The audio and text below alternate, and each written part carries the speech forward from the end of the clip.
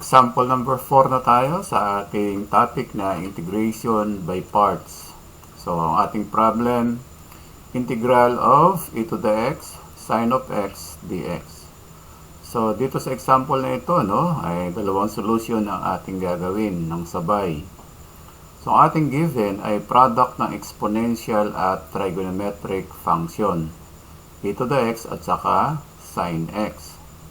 So, sa unang example, ay pipili tayo ng u at saka ng dv. Ganon din sa pangalawa, So, sa unang example, o dito sa unang solution, ang pipiliin nating u ay itong e to the x, itong exponential function.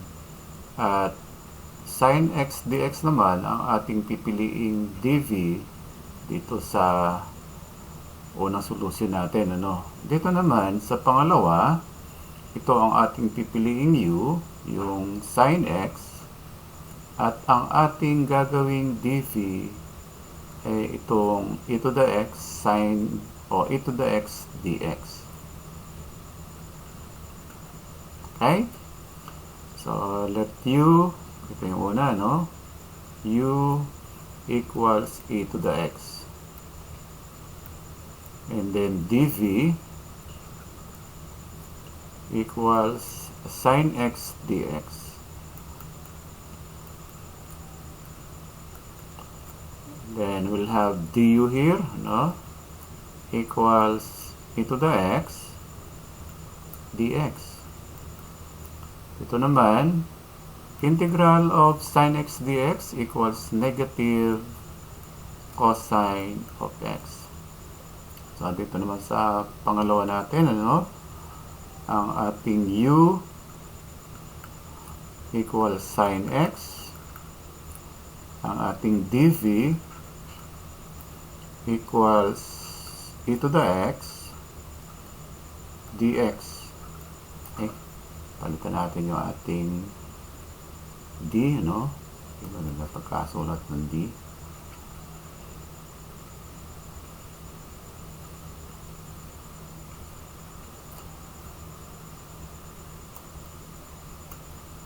So we have here e to the x dx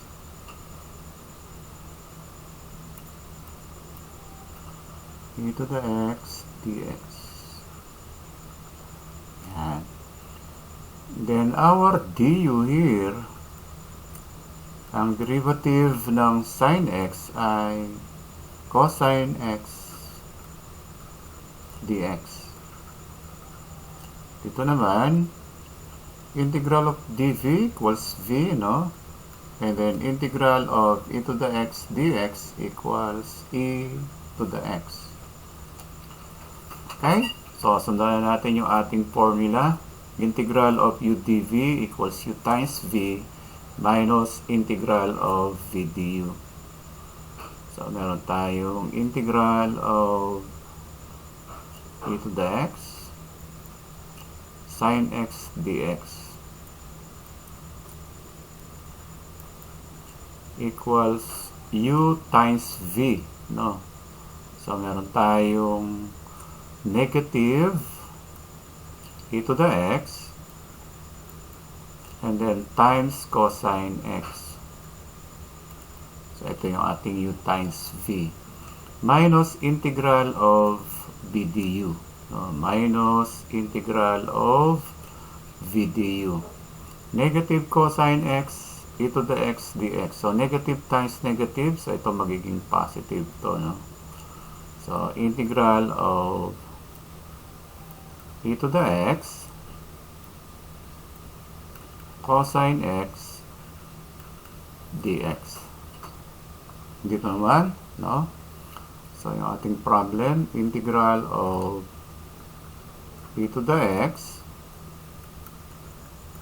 sin x dx. So, sundan natin yung formula. Integral of u dv equals u times v minus integral of v du. U times v. U times v is e to the x times sin x, or sin x times e to the x. So, e to the x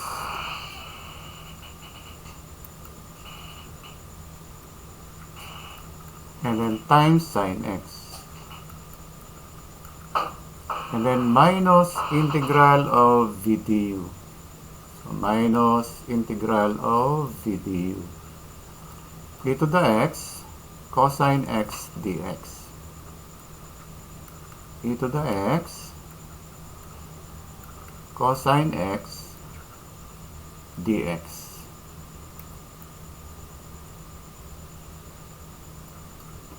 Okay? So, dito sa integration by parts, pwede tayong gumamit ng integration by parts ng 2 beses o kaya 3 beses, depende sa problem. So, ibig sabihin, pwede nating ulit-ulitin yung paggamit ng integration by parts sa isang problem. Pwedeng 2 beses, 3 beses, 4 na beses. So, depende siya sa problem, So, dito sa ating unang solusyon, yung integral of v du natin ay product pa rin ng exponential function at saka trigonometric function. Ganon din naman dito sa ating pangalawang solusyon, Product pa rin ito ng exponential function at saka trigonometric function.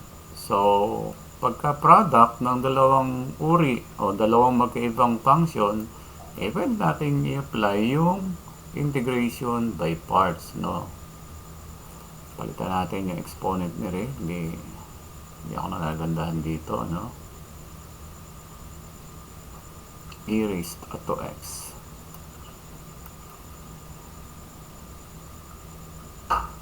Okay? So, let u prime here. So, dito sa ating unang example, gagamit ulit tayo ng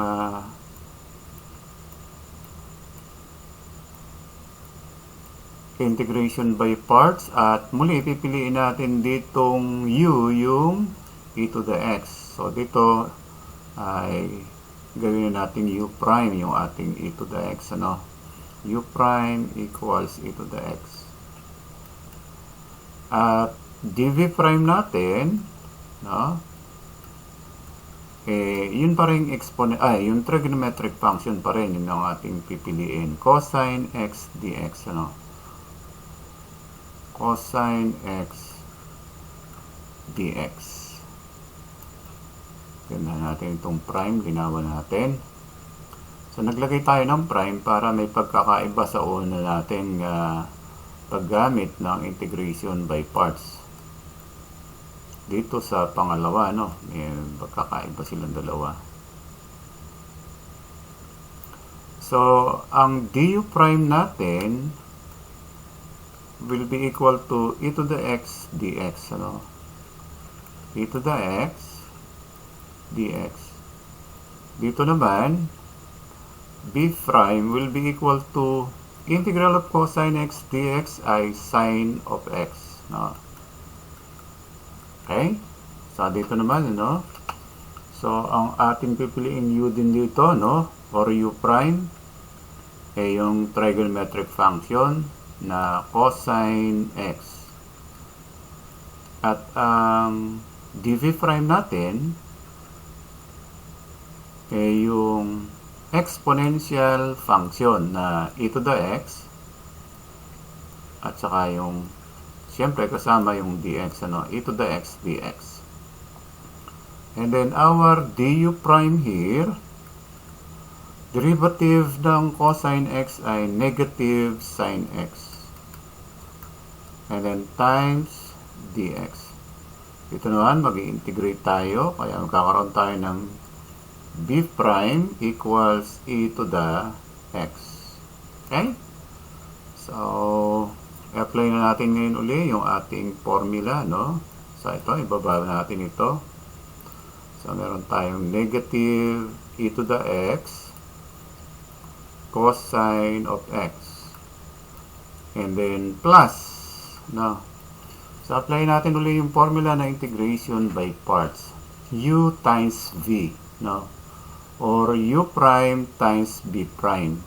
So, yung U prime natin, it the X, yung b prime natin ay sin x. So, magkakaroon tayo ng e to the x sin x. And then, minus integral of v du, no? Minus integral of v du or b prime du prime. So, magkakaroon tayo rito ng integral of e to the x and then times sin x dx. So, ito yung ating integral of v du rito, no? Dito naman sa pangalawa, no? So, baba natin itong ating problem, no? O, ito muna, baba muna natin yung problem dito sa una. So, equal ito sa integral of e to the x and then sin x dx, ano? Okay? So, sa pangalawa, so, baba natin yung ating problem. So, meron tayong integral of e to the x sin x dx. Okay? So, baba natin ito. So, meron tayong e to the x sin x and then minus, no? Okay, so dito sa pangalawa, no, i-apply natin yung ating formula u times v minus integral of v du or u prime v prime sa una, no? So magkakaroon tayo ng e to the x cosine x, e to the x times cosine of x, and then minus, no, integral of b du or b prime du prime, no, integral of b prime du prime. So, e to the x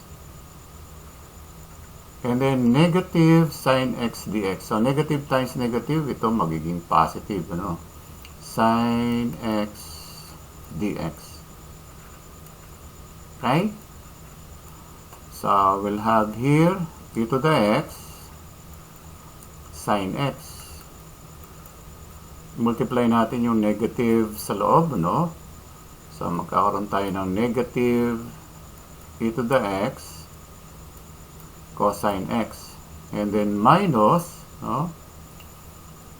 E to the x sin x dx or integral of e to the x sin x dx. So, equal ito sa integral of e to the x sin x dx.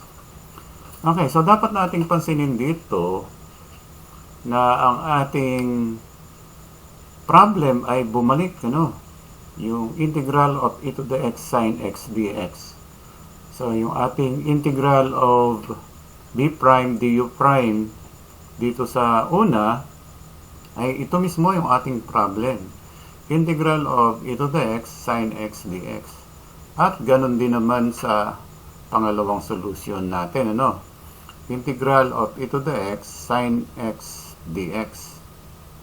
Ngayon, kung uulitin natin yung method of integration by parts, ano, eh, magkakaroon lamang tayo ng cycle ng product ng exponential and trigonometric functions, ano. Okay? So, para ma-solve na o makuha na natin yung sagot para sa problem na ito, no? Ma-solve na natin yung integral of e to the x sin x dx. Ang gagawin natin ay mag-a-add tayo both sides ng positive integral of e to the x sin x dx, ano? So, o kaya naman, lilipat natin itong negative integral of e to the x sin x dx dito sa kaliwa, no?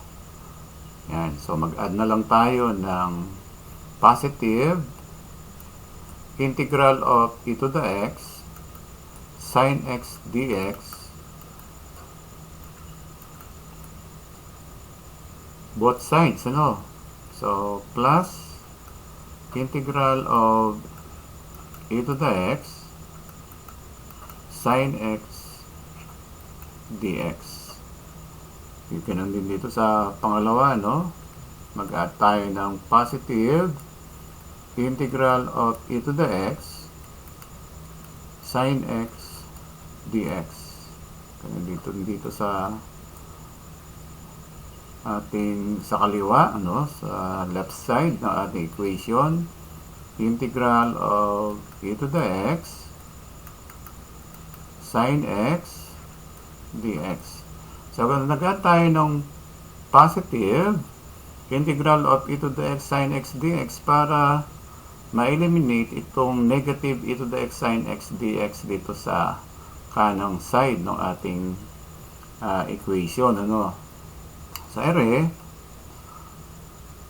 integral of e to the x sin x dx plus integral of e to the x sin x dx, so equal na ito ngayon sa 2 integral of e to the x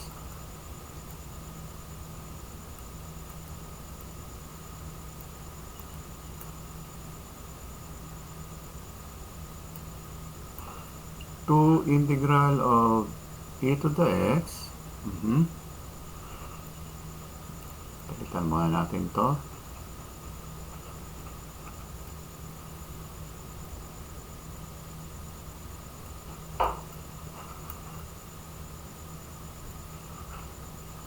E to the x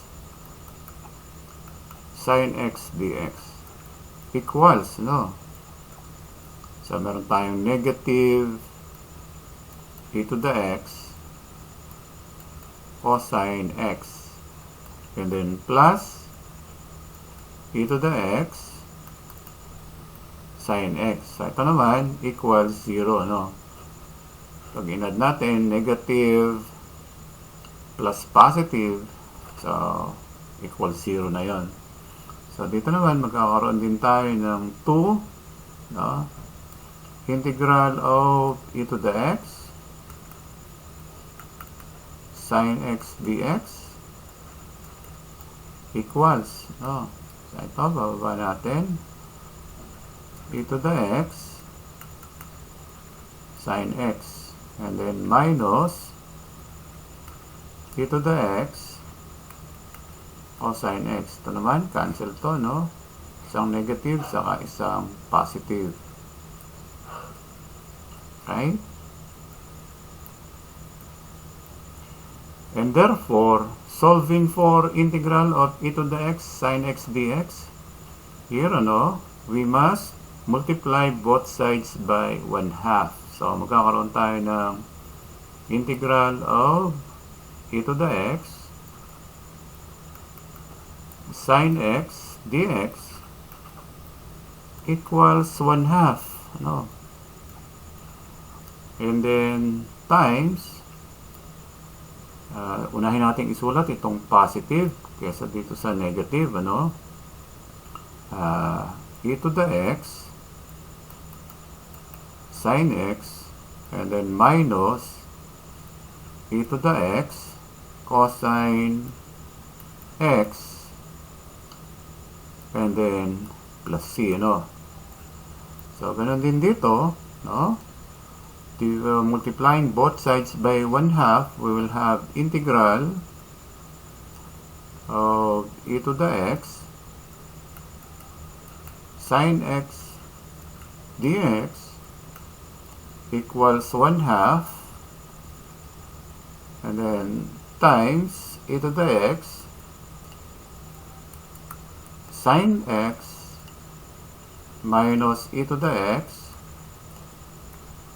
cosine x, and then plus c, no? So, makita natin na dito sa sagot natin, pareho, no, ay may common factor tayo na e to the x, no? So, labas natin yung ating common factor na e to the x, no? So, mag-erase muna tayo ng board.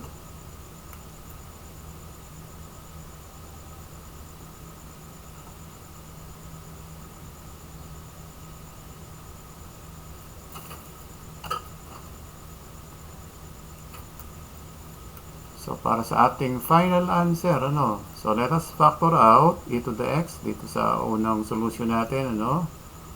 So, e to the x times 1/2 ay e to the x over 2. And then times sine x minus cosine x, and then plus c. And this is now our answer, no? Sa pangalawa naman, no? So, ang gagawin natin, lalabas din natin yung ating e to the x, no?